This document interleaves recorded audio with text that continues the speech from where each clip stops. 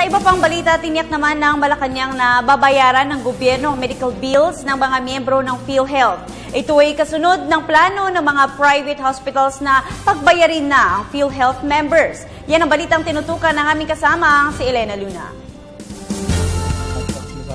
Nagbigay ng katiyakan ng palasyo sa mga pribadong ospital na babayaran ng gobyerno ang mga medical bills ng mga pasyenteng gumamit ng PhilHealth.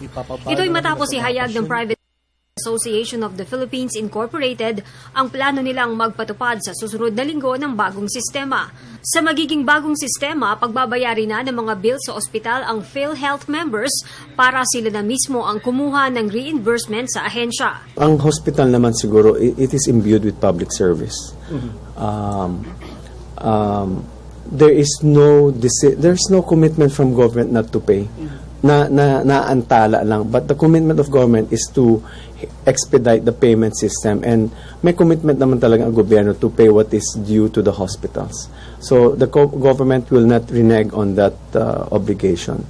That's why there's been a constant discussion with Dr. Rustico Jimenez and with some of the hospitals concerned. Inirereklamo ng mga pribadong ospital ang bagal ng pagbabayad ng PhilHealth sa kanila na ang iba ay tumatagal na ng 6 na buwan.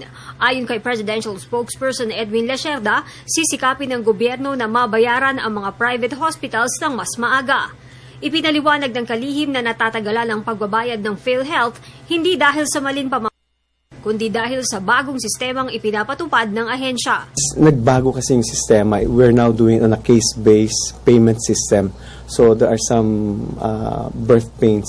But hindi ito because of mismanagement, but nagbago ng sistema. So the PhilHealth is adjusting to the new system.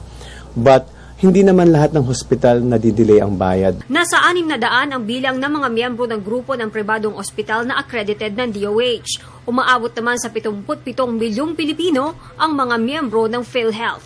Para sa Telebisyon ng Bayan, Elena Luna.